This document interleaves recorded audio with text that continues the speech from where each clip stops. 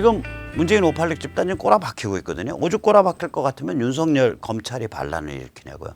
이 와중에도 문재인 586 집단 앞에 가서 탁 엎드려가지고 충성 하는 그런 전문가들이 있다고요. 그러니까 김현정 씨 저 양반 아마 호남 분이죠. 순천인가.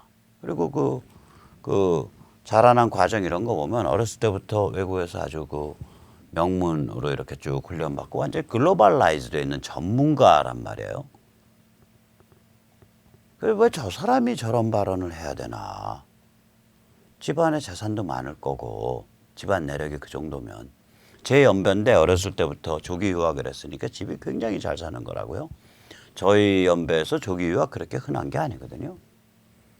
그 다음에 미국서 명문대 나오고 계속 국제기관을 돌면서 근무한 정말 글로벌한 프로페셔널 지식인인데 요새 하는 발언을 보면 한숨이 폭폭 나오는 거예요. 저 사람이 8월 28일 날 어저께 무슨 발언했냐 그저께 백색 국가 제외는 일본이 한국을 백색 국가로 제외한 것은 대법원 강제징용 판결에 대한 일본의 경제 보복이다 이렇게 주장을 했다고요.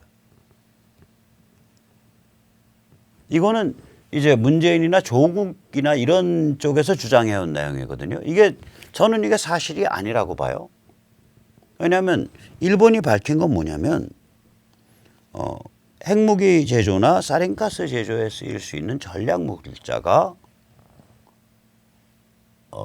북한으로 밀반출된 정황이 있기 때문에 그리고 대한민국이 여러 가지로 살펴봤을 때 대한민국 정부가 뭘 한다 그래 놓고 제대로 한다고 생각지 않기 때문에 뭐 이제 예를 들어서 석유 환적, 석탄 밀수입 딱 그런 거에 해당하죠.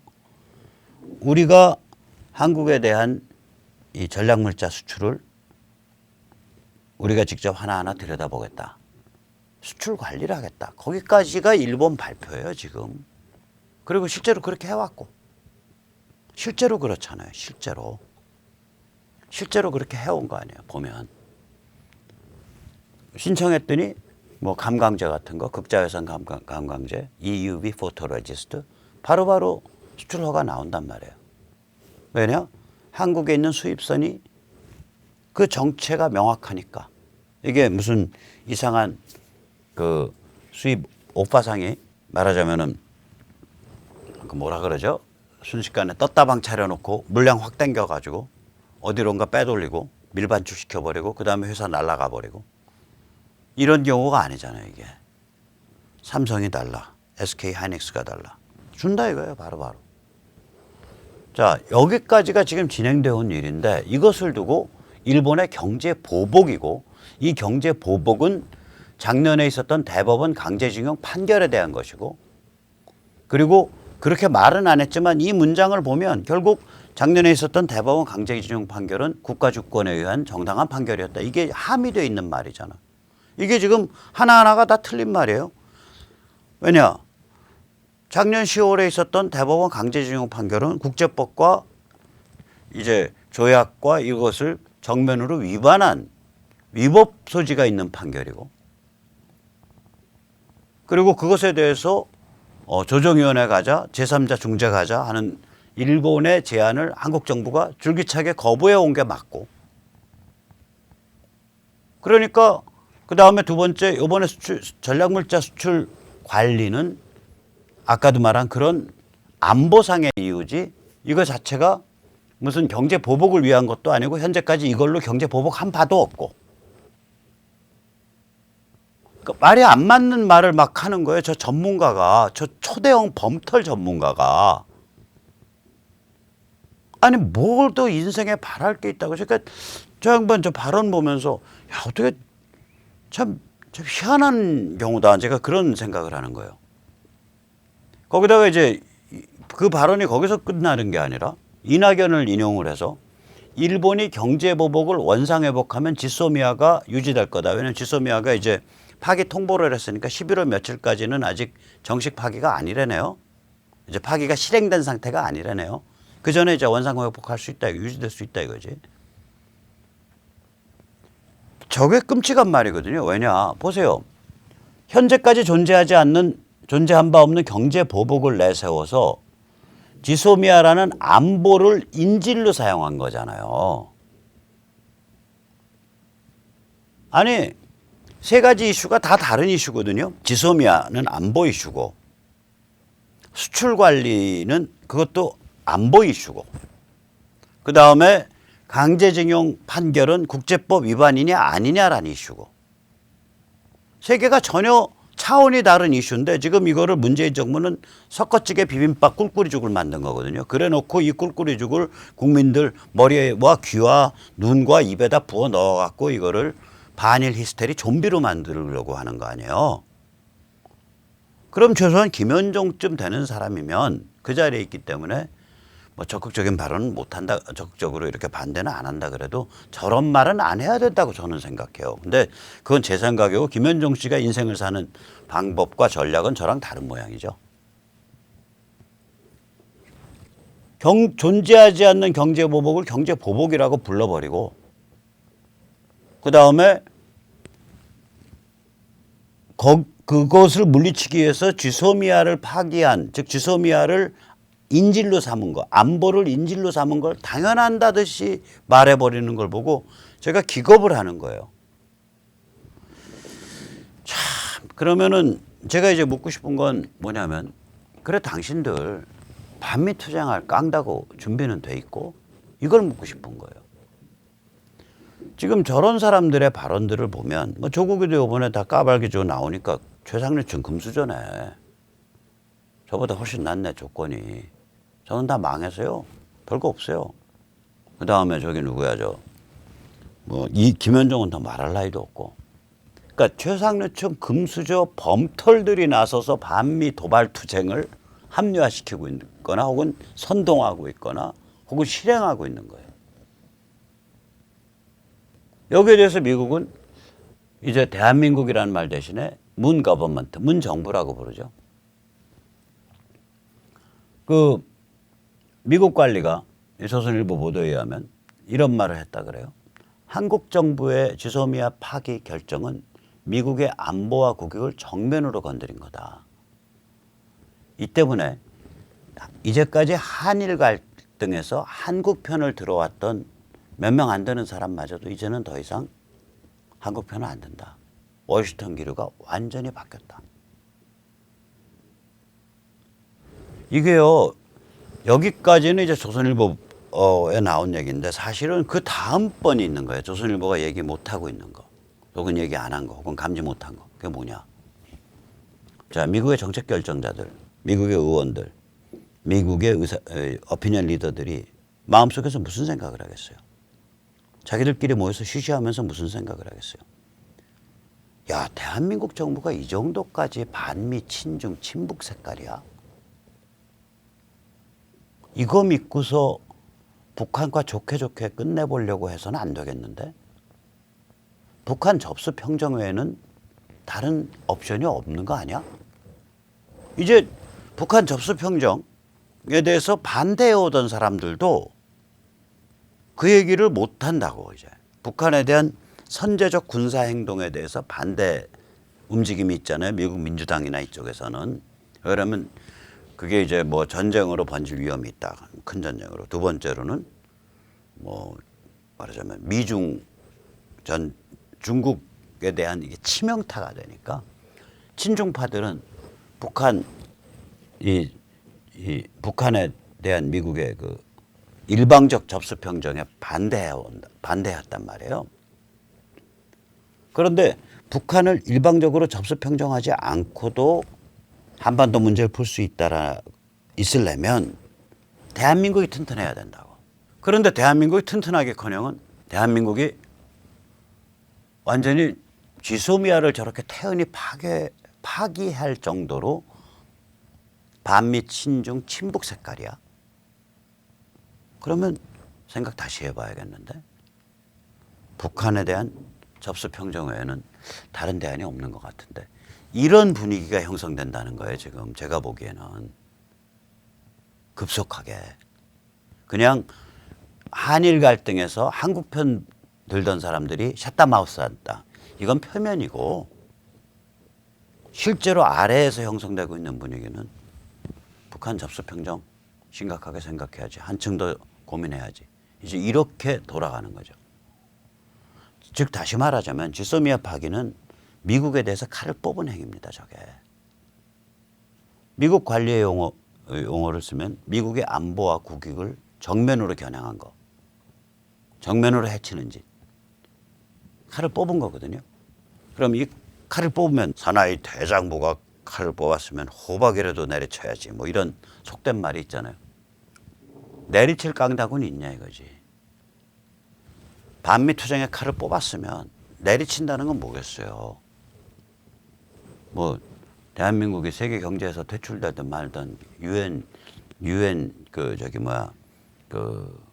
제재 결정을 정면으로 어기는 거가 되든 말든 북한과 결합해서 막 북한에 퍼주고 개성공단 막 열고 전기 막 보내고 물자 막 보내고 그다음에 금강산 막 열고 달러 막 보내고 이거를 하는 게 칼을 내리치는 거잖아. 어차피 미국이랑 좀 싸움하겠다고 칼 뽑았으니까. 이게 내리칠 깡다구 있냐 이거야. 없어요. 그럼 어떤 꼴이 되냐. 반미투쟁 칼은 뽑아놓고서 칼춤 추면서 저 반미투쟁하려고 칼 뽑은 게 아니라요. 아름답게 칼춤 추려고 뽑은 겁니다. 이제 이런 머리에 꽃 꽂은 얘기 한다니까요. 머리 꽃 꽂은 사람이죠. 그렇게 되면. 황당한 거예요 이게. 그래서 이 사람들이 이제 이런 짓을 하는 그런 멘탈이니까 말 세 마리 가지고 이재용 그 손에다가 수갑 딱 걸어놓는 거야 하나에. 여차하면 채우겠다고. 이거 채울 깡다구나 있냐고 근데. 이 정부에 저렇게 죄송하지만 니들 한번 채워봐. 그 생각까지 드는 거예요. 채울 깡다구나 있냐고. 또 이재용 부회장이 수갑 하나 그렇게 덜렁덜렁 차고 있다 그래서 바로 무엇이든지 분부만 하십시오. 명령만 내려주시면 저희가 중국의 첨단 기업을 투자를 해서 이 미중 전쟁에서 억울하게 몰리고 있는 중국을 위한 구원투수로 백기사로 나서겠사옵니다. 하고 문팔육 집단 앞에서 이재용이라는 사람이 머리나 조아릴 사람이냐고. 윤석열 검찰이 반란을 일으키는 판인데 제가 이재용이라면 이렇게 생각하죠. 그래.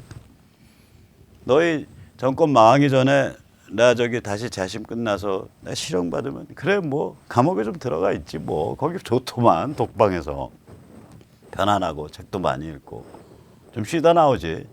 너희가 나를 거기서 10년을 살릴 거냐 100년을 살릴 거냐. 니들 정권이 앞으로 6개월을 더 갈 거냐 1년을 더 갈 거냐. 제가 이재용이라면 그 생각하죠. 당연히 하죠. 그래서 이거는 독을 더 올리는 거예요. 재계를. 독 더 올리는 겁니다. 그래서 내가 참 이건 한쪽으로는 재계와 기업에 대해서 칼 뽑고 죽이겠다고 덤비고 한쪽으로는 미국에 대해서 칼 뽑고 죽이겠다고 덤비고 근데 내리칠 깡다구는 안 돼. 그럼 갑자기 저요? 칼춤 추거든요. 칼춤 추거든요. 참 그러니 경멸의 대상이 되는 거죠. 경멸의 대상이죠. 자, 이런 와중에 이번 토요일 날 서울대에서 상당히 유의미한 집회가 벌어집니다. 이 대학들 그 조국 반대 집회들의 좀 한계들이 있어요.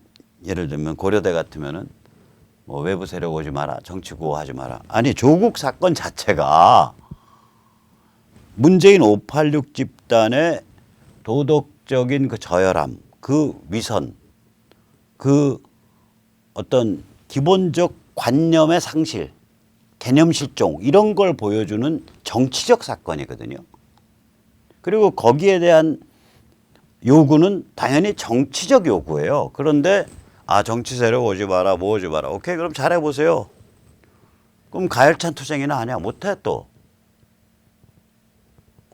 서울대도 이제 두 번 있었어요. 엊그저께 총학이고 먼저 번은 그냥 자생적인 건데 지금 이 대학생 그거 한 쪽이 이제 최초에 있었던 건 그래도 꽤 자생적이고 꽤 전투적인 데가 있었다 그래요. 그러더라도 촛불혁명 정신을 계승한다 뭐 이런 구호가 있고요.